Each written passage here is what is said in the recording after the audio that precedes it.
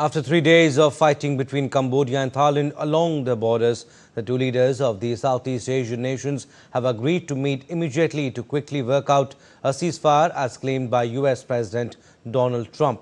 Trump said he had spoken to Cambodian Prime Minister Hun Manet and Thailand's acting Prime Minister and warned them that he would not make trade deals with either if the border conflict continued. Whereas Thailand's Prime Minister, in fact, acting Prime Minister, thanked Trump and said Thailand agrees in principle to have a ceasefire in place but would like to see sincere intention from the Cambodian side. Cambodia's Defence Ministry spokeswoman also called on the international community to condemn Thailand's aggression and to demand that it stop its brazen acts against the country's sovereignty and territorial integrity. Cambodia continues to call on the international community to join it in condemning Thailand's aggression and to demand that Thailand immediately stop its brazen acts against Cambodia's sovereignty and territorial integrity. Meanwhile, India's Ministry of External Affairs said that India is closely monitoring the situation. The official spokesperson Randeep Jaiswal said that India is closely monitoring the situation along the border between Cambodia and Thailand. Spokesperson added that India has close and friendly relations with both countries and hopes that both sides will take measures for a cessation of hostilities and prevention of further escalation. Ministry has also released helpline number of the Embassy of Thailand and Cambodia for any assistance. Now, Israel said on Saturday that it airdropped humanitarian aid into the Gaza Strip as thousands of Palestinians face the threat of widespread famine. The Israel Defense Forces will implement a humanitarian pause in several population centers across the Gaza Strip beginning Sunday morning and lasting until the evening, according to senior Israeli officials. In a statement, the Israeli Defense Forces said it has begun a series of actions aimed at improving the humanitarian response in the territory and to refute the false claims of deliberate starvation in the Gaza Strip. Israel also said it has let enough food into Gaza and accuses the United Nations of failing to distribute it, while the United Nations said it operating as effectively as possible under Israeli restrictions. The announcement came amid calls for Israel to let more aid into Gaza and amid warnings of mass starvation. Israeli forces intercepted a Handala, a Gaza-bound ship with activists bound for Gaza on Saturday, according to the FFC and Israeli Foreign Ministry. Israel's Foreign Ministry confirmed in a statement on X that the Israeli Navy has stopped the vessel from illegally entering the maritime zone of the coast of Gaza using the Handala's original name. The vessel is safely making its way to the shores of Israel. All passengers are safe, the statement continued. The activists' own broadcast showed them sitting on deck, holding their hands up and whistling the Italian anti-fascist song Bella Ciao as the soldiers took control of the vessel. Earlier, the Handala ship had been on course to try to break an Israeli naval blockade of Gaza and bringing a small quantity of humanitarian aid to the territory's Palestinian residents. EU and US officials are locked in talks ahead of a meeting with US President Donald Trump on Sunday in Scotland. European Commission President Ursula von der Leyen is in Scotland as officials from both sides said they were nearing a trade agreement. Trump is in Scotland for a few days of golfing and bilateral meetings. Upon his arrival, Trump said he was looking forward to meeting von der Leyen and called her a highly respected leader. He repeated his view that there was a 50-50 chance that the US and the 27-member European Union could reach a framework trade pact, adding that Brussels wanted to make a deal very badly. If it happened, he said, it would be the biggest trade agreement reached yet by his administration, surpassing $550 billion accord reached with Japan earlier this week. Earlier this week, European Commission said a negotiated trade solution with the United States was within reach even as EU members voted to approve counter tariffs on $109 billion of US goods in case the talks collapse. Now, deepening nuclear submarine partnership, Australia and Britain signed a new historic 50-year treaty on Saturday. The Geelong Treaty will underpin submarine programs for 50 years, including the development of SSN AUKUS. It is expected to be worth up to $27 billion to Britain in exports over the next 25 years and create tens of thousands of jobs. It will also see increased port visits to Western Australia by Britain's Astute-class nuclear submarines. Australia, Britain and the US agreed the AUKUS Pact in 2021 to provide Australia with nuclear-powered attack submarines from the next decade to counter China's ambitions in Indo-Pacific. The Geelong Treaty represents one of the most significant treaties between Australia and the United Kingdom that has been signed since Federation. What this treaty will do is underpin the way in which both our countries develop a class of submarine that we will jointly operate. It's a treaty which will last for 50 years. It is a treaty that will support tens of thousands of jobs in both Australia and the UK. It is a treaty to build the most advanced, most powerful attack submarines either of our nations have ever had. It is a treaty that will fortify the Indo-Pacific. It will strengthen NATO. Demonstrators filled the streets of Mexico City to protest against gentrification that is displacing locals and limiting access to housing for lower-income residents. It was the third such demonstration in recent months as housing policies continue to favour real estate developers. Over the past 3 years, housing prices in Mexico City have more than doubled, fueled by luxury real estate developments and an influx of wealthier domestic and foreign residents. Long-time locals have increasingly been priced out of their neighbourhoods, marching along Insurgentes Avenue in the city's southern district under a heavy police presence. Residents chanted slogans and carried banners calling for an end to government-backed luxury developments and rising rents. Hundreds of police officers in anti-riot gear lined the route. Now, Colombia has criticized Ecuador for deporting large numbers of Colombian citizens without a formal protocol, describing it as an unfriendly gesture, while Quito said the removals followed legal procedures and upheld human rights standards. Earlier this week, the Colombian government reported that authorities in the neighboring country had announced plans to deport Colombians currently imprisoned in various Ecuadorian penitentiaries.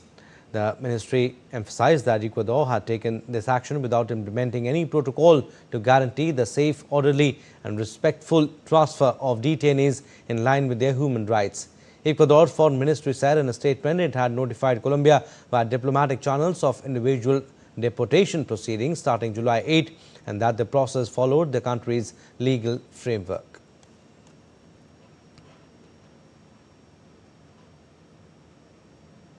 News just coming in, at least 11 people were injured in a stabbing at Walmart store in the Midwestern state of Michigan, with police saying it appeared to be a random attack. The suspect taken into custody, Michigan Governor Gretchen Whitmer, said she was in touch with law enforcement regarding the horrible news. FBI Deputy Director Dan Bongino said agents were providing any necessary support to the Grand Traverse County Sheriff's Office in the investigation of the attacks at the Walmart. We'll keep you updated once more information emerges. Moving on, strong winds fueled widespread wildfires across Kosovo on Saturday, with authorities managing to extinguish 17 blazes while 12 others remained active. A devastating wildfire swept through southern Kosovo, causing significant damage to property and livestock. Firefighters in Suhar-Reka battled another large blaze that threatened homes and scorched a vast area of land. Separate fire in eastern Kosovo killed around 40 cattle. In the northern part of the country, a NATO helicopter was deployed to drop water in an effort to contain yet another wildfire. Authorities have urged the public to avoid lighting fires outdoors as high temperatures and strong winds continue to elevate the risk of further outbreaks.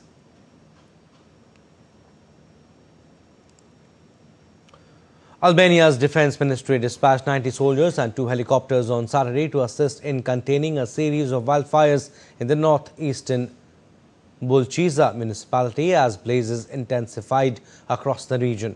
Over 20 fires erupted in Bulqiza and Klosi Matit on Saturday afternoon, fueled by strong winds and soaring temperatures which have scorched hundreds of hectares of pine forests and pastures. 6 villages were evacuated and a church and 10 uninhabited houses were destroyed by the blaze. The fire's intensity eased in the evening after 2 helicopters were deployed to assist firefighting efforts. Massive plumes of smoke filled the skies above Kaithera Island as wildfire swept across parts of southern Greece, forcing evacuations and prompting fresh concerns over the country's worsening fire seasons. Authorities ordered the evacuation of 3 villages as flames approached residential areas. Emergency services worked through the day to contain the blaze while temperatures soared under Greece's 3rd major heat wave of the summer.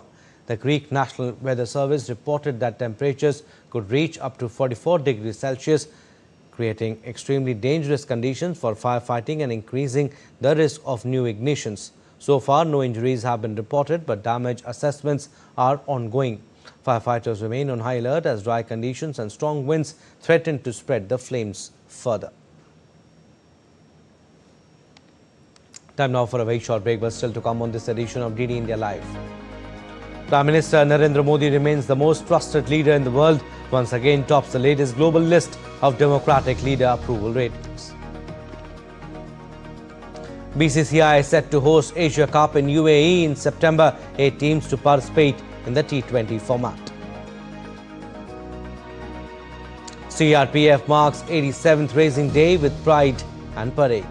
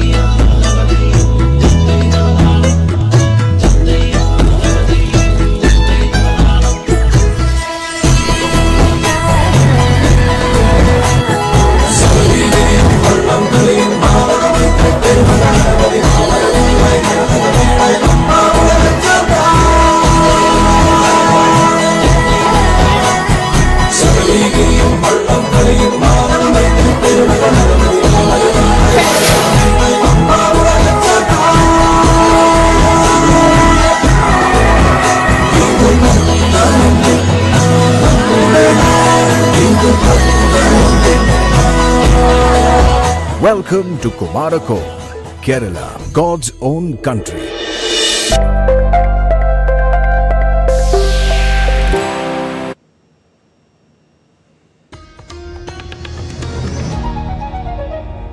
Welcome back. You're watching DD India Live. I'm Abhishek Mahajan. Some more stories.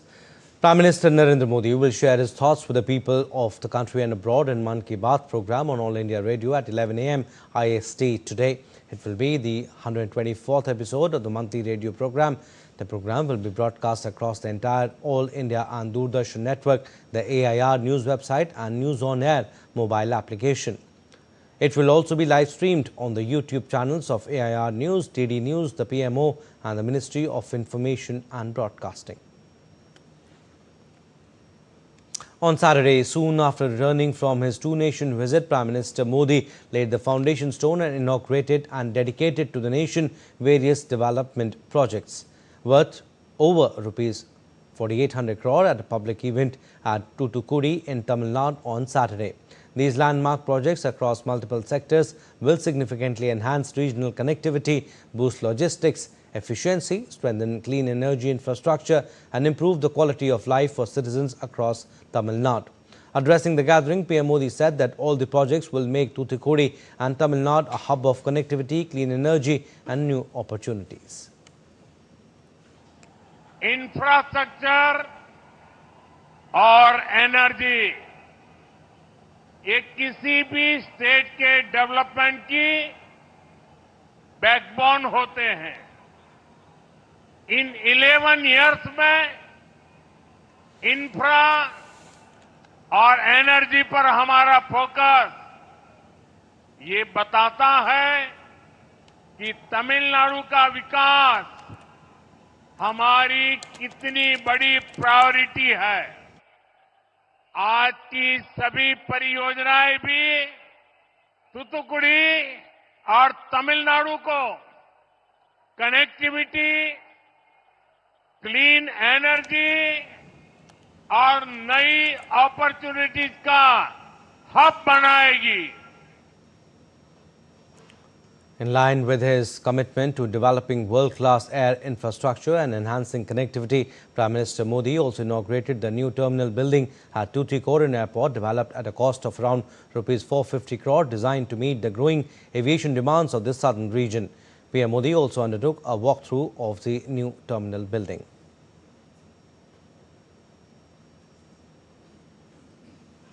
On day 2 of Tamil Nadu visit, Prime Minister Modi to release a commemorative coin honouring one of the greatest emperors of India, Rajendra Chola I, celebrating Adi Thiruvatirai festival during a public event at Gangaikonda Cholapuram temple.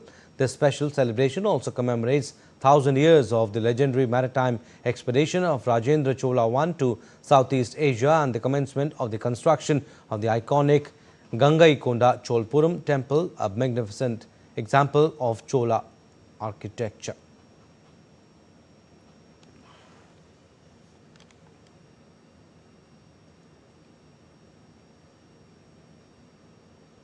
Prime Minister Narendra Modi has once again topped the latest global list of democratic leader approval ratings with a 75% approval score, according to data released by US-based business intelligence firm Morning Consult. PM Modi was followed by South Korean President Lee Jae-myung at 59%. PM Modi remains the most trusted leader in the world.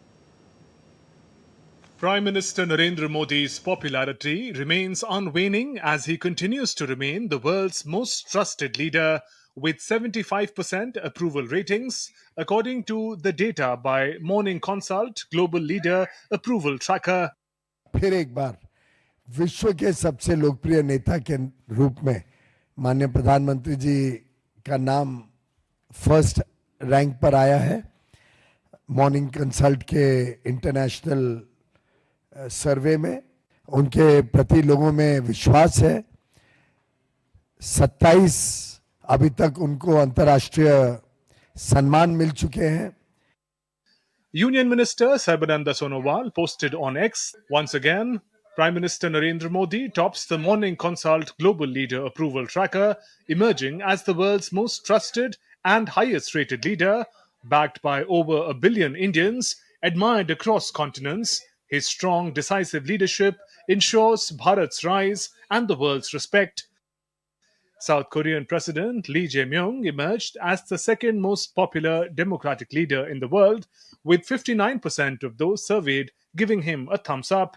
US President Donald Trump, who returned to power with strong mandate last year, came in at number 8. Prime Minister Modi has held the top position in Morning Consult Global Leader Approval Tracker since 2021, when his rating was 70%. Bureau Report, DD India. And the Indian Navy's INS Sandhayak is on a 4-nation visit as part of its Southeast Asia outreach. A symbol of strong maritime ties between India and Indonesia, INS Sandhayak is docked in Jakarta. The hydrographic vessel is built with 85% indigenous content. DD India's Chandni Vasandani reports from Jakarta. Docked behind me is INS Sandhayak, one of India's newest hydrographical survey ships. Its 3-day visit to Jakarta is a symbol of growing maritime cooperation between India and Indonesia, and also a reminder of how important is regional collaboration in the Indo-Pacific landscape. This state-of-the-art hydrographic survey vessel under India's Eastern Naval Command was in Jakarta for a goodwill visit. Commissioned in February 2024, Sandhayak is the first of its class, built with over 85% indigenous content and a flagship of India's Atmanirbhar Bharat initiative. Primarily, this is a hydrographic ship, and the hydrography talks about the charting of oceans and seas. Since we both are maritime nations and a very large ocean around us, so this visit was primarily to deepen our existing hydrographic cooperation between these countries. INS Sandhayak is equipped with autonomous underwater vehicles. sonar systems, and survey motorboats, allowing it to map the seabed, analyze pollution, and assess marine resources. A key moment of the visit was a meeting between India's naval delegation and Indonesia's Hydro-Oceanographic Center. Indonesia and India, as far as the hydrography is concerned, are both the leading hydrographic organizations in the world. We are mutually learning from each other. The International Hydrographic Organization has come up with a new framework, which is S100 framework, which they are going to deliver the products. The deadline is 2030. They are also conducting workshop. We are also conducting workshop. We wanted to understand the way they are progressing, so that we can, combinedly, we'll be able to deliver these products on time for the mariners. Before Jakarta, the ship was previously in Malaysia and will continue its journey to the Philippines and Singapore. This four-nation visit is part of India's larger outreach to Southeast Asia. Besides showcasing its hydrographic capability, this also gives India the chance to understand what the region offers and how to work together more closely. INS Sandhayak's visit to Jakarta shows how maritime diplomacy is shaping the future of the region. The relationship between India and Indonesia is not just geography or water. It is a deeper collaboration, growing trust, and shared interest. This is Chani Vasandani reporting from Jakarta. And India on Saturday dispatched a tranche of 5 metric tons of black-eyed cowpea seeds to Fiji in a significant boost to agricultural collaboration with a specific partner in the Indo-Pacific region. According to a post by the Ministry of External Affairs on X, this was the first tranche of seeds sent by India aimed at supporting agricultural production in the country as part of New Delhi's Act East policy. According to the Indian High Commission in Suva, the ties between India and Fiji are built on mutual respect, cooperation and strong cultural and people-to-people connections. The Government of India has supported Fiji's nation-building efforts across multiple sectors, especially in human resource development and capacity building. And in a major boost to India's defence capabilities, DRDO has successfully carried out flight trials of unmanned aerial vehicle launch precision-guided missile V3 at a test range in Kurnool, Andhra Pradesh. The missile is an enhanced version of the ULP-GM-V2 missile developed and delivered by DRDO earlier. The ULP-GM-V3 is equipped with a high-definition dual-channel seeker that can strike a wide variety of targets. It can be fired in plain and high-altitude areas. It has day and night capability and two-day data link to support. The missile is equipped with 3 modular warhead options, anti-armor, penetration cum blast, and pre-fragmentation warhead with a high lethality zone. The Chief of Integrated Defence Staff, Air Marshal Ashutosh Dikshit, is on a visit to Australia till 28 July, witnessing 11th edition of ongoing exercise Talisman Sabre. A multilateral training activity led by the Australian Defence Force and the United States Armed Forces is likely to see participation from 19 nations. 6 officers from Indian Armed Forces are participating in TS25 as staff planners at various levels of joint operations planning, control, safety and logistics. Indian officers have earlier participated in 2021 and 2023 as observers. During his visit, the CISA is scheduled to engage with senior military leaders from the Armed Forces of Australia and other participating nations and witness various training activities planned under TS25. Sports updates now. The opening game of the FIDE Women's Chess World Cup final between India stars Humpy and Divya Deshmukh ended in a draw on Saturday. The game delivered an intense and intricate battle between Humpy and Deshmukh, marking a historic All-Indian Championship clash which ended in a hard-fought draw after 41 moves in Batumi, Georgia. With the match level at 0.5 each, the final continues on Sunday with Game 2 starting at 4:45 p.m. IST. Should there not be a winner by tomorrow evening, the fate of the World Cup will come down to tie breaks on Monday. And the Asian Cricket Council on Saturday confirmed that this year's T20 Asia Cup tournament will take place in the United Arab Emirates in September. The latest edition will be played in T20I format with 8 teams participating. The previous edition of the event was in a 50-over format, but this year's tournament was scheduled as a short format event in participation in fact, in preparation for next year's T20 World Cup in India. And India's largest paramilitary force, the Central Reserve Police Force, marks its 87th raising day today. From counter-insurgency operations to election security and VIP protection, the CRPF remains the nation's formidable backbone in ensuring internal peace and order. With 6 all-women battalions, the first among India's paramilitary ranks, CRPF continues to set benchmarks in inclusive security. The first such unit, the 88M Battalion, was formed in 1986 and is headquartered in New Delhi. These battalions play a vital role in managing sensitive situations with empathy, strength and precision. Behind the uniforms are stories of courage, sacrifice and relentless duty, whether battling terrorists in the valley, restoring calm in the northeast or rebuilding lives in conflict zones. The men and women of the CRPF embody their motto, service and loyalty.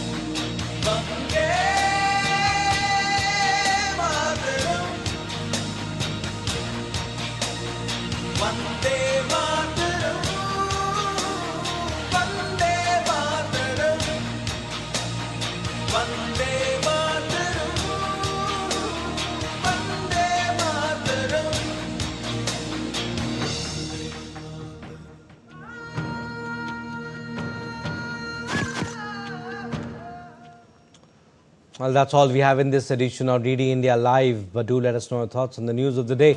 For those on the go, you can get all the latest news and updates from India and across the world on DD India mobile app. The app is available on both Android and iOS platforms. Scan the QR code on the screen to download now.